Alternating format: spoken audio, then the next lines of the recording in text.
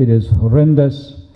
Today is the 96th day of the occupied territory siege, and all sorts of human rights violations have been taking place there. On August the 5th, India first beefed up its military presence in the area. It increased the number of troops from 700,000 to 900,000 troops, and then invaded the territory, reoccupied it, and is brutalizing the population of that territory ever since. This is the reality, and people have been confined to their houses, they're imprisoned in their houses, and the entire population has been imprisoned. People have been made homeless in their own home, people have been made aliens in their own homeland. So that is the kind of dire situation that prevails in the Indian occupied Jammu and Kashmir. India tries to give the impression to the rest of the world that the situation is normal there, but it is not normal, it is abnormal. And Indian civil society representatives, in fact, who ventured to go into the territory, they have collected and collated some information, and according to the data that they have publicized, some 13,000 boys, most of them teenagers, or some of them as young as 12, 13, and 14, have been abducted. They were first moved to the concentration camps. From there, they were shifted to northern India, where they're being tortured in the most notorious prison houses. Parents, mothers do not know where their boys have disappeared. So the entire leadership of Jammu and Kashmir, those who demanded freedom and self-determination, and those who were loyal to India, Mehbooba Mufti or Omar Farooq or Sheikh Abdullah, all have been imprisoned. And these marauding Occupy troops, they conduct these midnight or early hours raids in houses and vandalize the property. They insult the elderly, and they beat up able-bodied men, and they threaten women with molestation and rape. They say that you are property because we have conquered Kashmir, and now you are spoils of war. And there's this trend in the whole of India that Kashmiri women are now fair game. They're objectifying their bodies, and they say that, well, because they are fairer, they have every right. Two chief ministers, in fact, tweeted that they want to get hold of these Kashmiri women as if they are chattel. Now, situation is much more serious than that, because we get this information through informal channels. Boys and girls, even little children, they are angry, they're seething with anger, and they say that we would get azadi, freedom, under all circumstances. And they would not invoke Article 51 of the United Nations Charter, or all the resolutions of the United Nations, or the declarations of the General Assembly of the last century to mount an armed resistance. They do not have weapons, but their anger is so palpable. They say that we would do anything to defend our women folk, our homes, our neighborhoods. This is the kind of sentiment that you find in the Indian occupied Jammu and Kashmir. Let me also tell you that all the steps that were taken by India on August the 5th were illegal in accordance with international law, or the UN Security Council resolutions, or the international humanitarian law, specifically the 4th Geneva Convention, and many other statutes. Now, India committed all these violations flagrantly, because India is seeking exceptionalism for itself.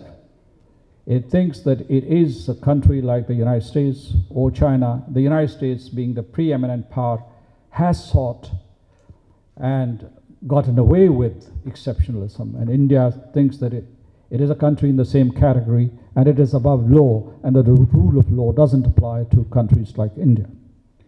So they have committed many violations, but one that I want to point out in particular, that they invaded the territory and they have reoccupied it, and they are saying that we are going to colonize it.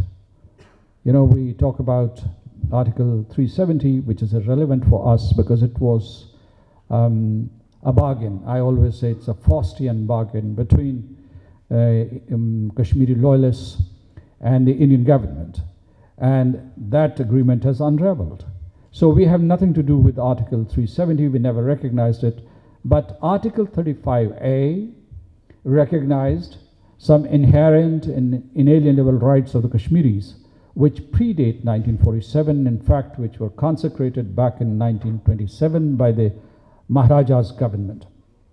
And these are the Kashmiris' rights to acquisition of property, to education, to employment, and to permanent residence.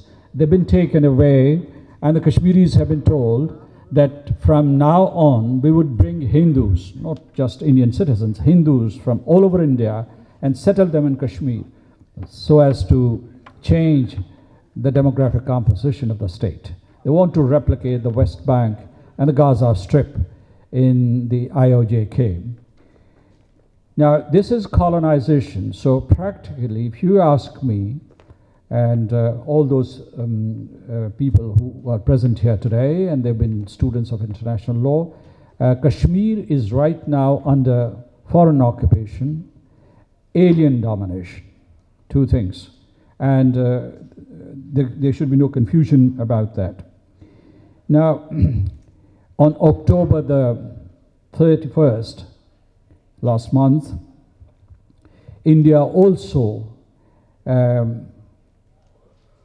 gave effect to the bifurcation of the territory, annexed Ladakh as a union territory and Jammu and Kashmir as a union territory, and they redrew the map of the state of Jammu and Kashmir in violation of the United Nations Security Council resolutions, because in the Dag Hammarskjöld Library, in the cartographic section, you find these maps that were deposited there by the parties to the dispute. And there's a certain delineation of the territory, delineation of the boundaries of the territory, and in between runs the line of control.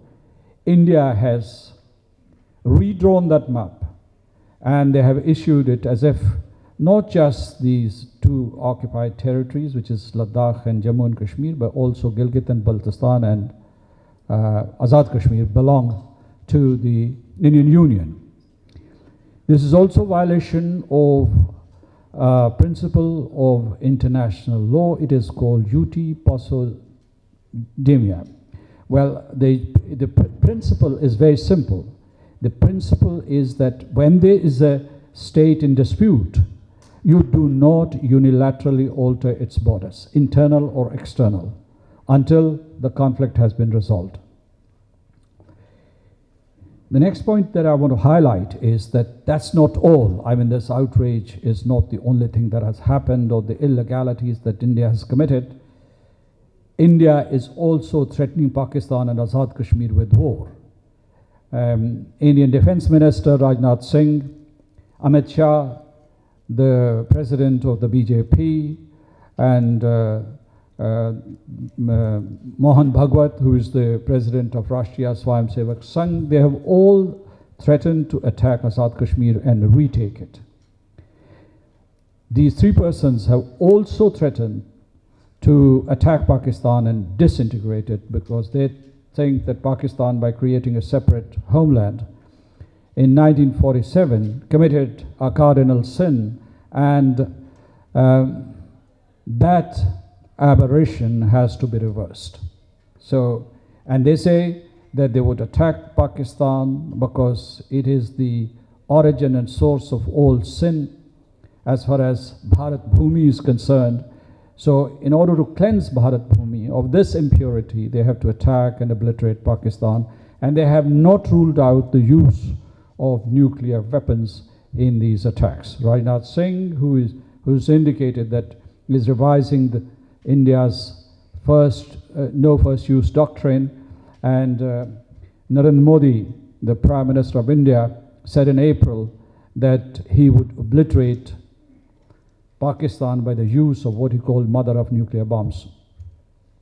And this is not mere brinkmanship. I think that you'll have to give credit to the BJP and their zealots that they do what they say. They said that they would rescind Article 370. They rescinded it. They said that they would repeal Article 35A. They did that. If they are saying they will attack Pakistan and they will attack Azad Kashmir to retake it, or they will retake Gilgit-Baltistan, they mean business. They mean business, and you must brace for that eventuality. I'd come to the preparedness and response later. So, when I was in the United States or Europe, I warned everybody, look, India is playing with fire when it talks about nuclear weapons, because they're talking about a nuclear apocalypse. Because scientists have recently conducted a study, and they're saying that if a conventional exchange between India and Pakistan spirals into a nuclear clash, that could mean instant death of 125 million people. And then ultimately 2.5 billion people all around the world, not just in this neighborhood, all around the world, would be either eliminated or would have a very, very miserable life because of radiation and other fallouts. And the scientists have also said that there would be global recession, that there would be very adverse impact on climate, that the crops production would go down. So it would be an Armageddon.